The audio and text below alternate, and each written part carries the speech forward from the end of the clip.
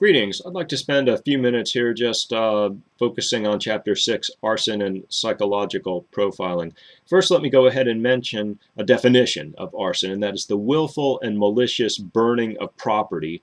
And usually there's three components we have here, and that's, of course, the burning, the fire, but also evidence that it was set with particular materials that you can find from the simple to the complex, perhaps, for example, matches all the way to a variety of chemicals. So we want to differentiate this from, for example, an electrical fire, or if rats gnawed a wire and that, caused the fire, something of that sort, and also that it was set intentionally and purposefully, that the intent was to actually set a fire. And you see different types, sometimes organized crime, sometimes insurance fraud, sometimes for excitement and other psychological factors.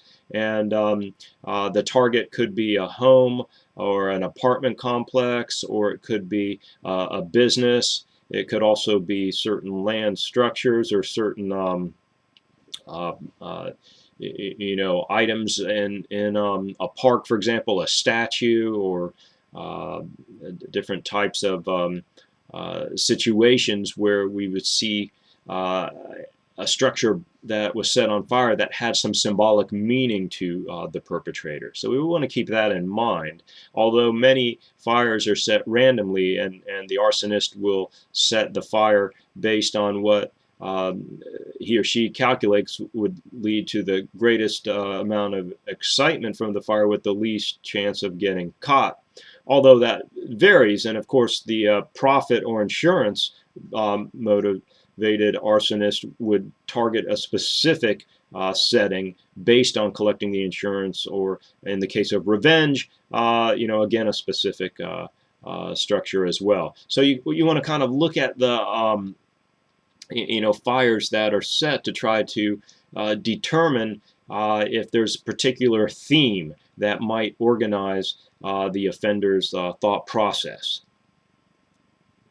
What we do find, though, is that maybe in around 20% of the cases or so, the perpetrator lives within 5 blocks of the fire that is set, and around 30% live within a mile radius of the actual fire. So almost a third live relatively close by. Motivating factors range, of course, but one study found 41% were for revenge and 30% for excitement. So we'll have to take a closer look at that as well. Again, the actual profile of a characteristic sometimes becomes problematic because there's a lot of overlap. You're more likely to have a male commit arson than female, and often you will find that that the arsonist may have particular social factors that may be related to setting fires. Some of the profiling research indicates that arsonist tends to be single and has lower education and lower income and occupation, which kind of go together. And they may also have previous criminal history, and also different mental disorders, which we'll talk about a little bit later. They also may set the fires at particular times, maybe after their work. They may walk to the scene unless they have to transport materials that they use to set the fire. And often with the serial arsonists, we see random selection of sites, and they may choose a site that has easy access, easy entry, and a reduced chance of being caught. For example, there's no fence or surveillance present, and so forth. One thing in arson investigation, investigators often look to see if there's things like matches or gas cans left at the scene, which we'll often see that that could be the case.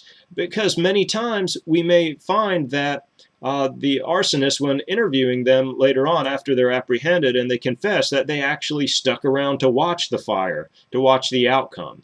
And certainly they're not going to be at the fire standing there with a 6-gallon gas can in their hand. And so they may leave evidence, they may leave fingerprints, they may assume some of the evidence will be burned, it may or may not. Different types really are motivations we see. For example, some is simply vandalism, others for excitement, which kind of goes along with the vandalism, but there's an actual condition called pyromania, which is very much excitement, and we'll talk about that in a little bit. And it may be related to jealousy or trying to get revenge or profit. Sometimes the person will set a fire and then try to rescue people and be a hero. Other times they'll try to conceal a crime, for example, a homicide, or they'll try to use that to actually commit a homicide and make it look like an accidental death through arson. And so you can read in your textbook the profile of the typical pyromaniac, and you can see some of that may be useful, but beware of saying that that is going to be the case all the time, because it may not. And you may also integrate the disorganized and organized offender typologies to the crime scene analysis to kind of get a sense of what the perpetrator might have been thinking or how they behave regarding their organization and disorganized style. Many times the person committing the arson does not really care if they kill someone or not. There may not be their goal, but it may happen accidentally. And some have an impulse or compulsion to set fires, and that can be problematic. There's different types of arsonists, and that was already mentioned. And if we chart this out, we could begin to try to look at such factors as age, social class, time they set the fire, alcohol and drug use, whether they set fires alone or not, or if they stay at the crime scene, and then correlate that with the different types, for example, vandalism, excitement, revenge crime, concealment, and profit. Let me mention pyromania briefly as a mental illness as related to arson. Pyromania is in the Diagnostic and Statistical Manual of Mental Disorders, and it is an impulse control disorder not elsewhere classified. The characteristics are deliberate and purposeful fire setting on more than one occasion, tension or affective arousal before the act, referring to feelings, affect, fascination with fire, and pleasure gratification or relief when setting the fire. And also the fire setting is not done for monetary gain or profit. And also we want to rule out other mental disorders that may be related.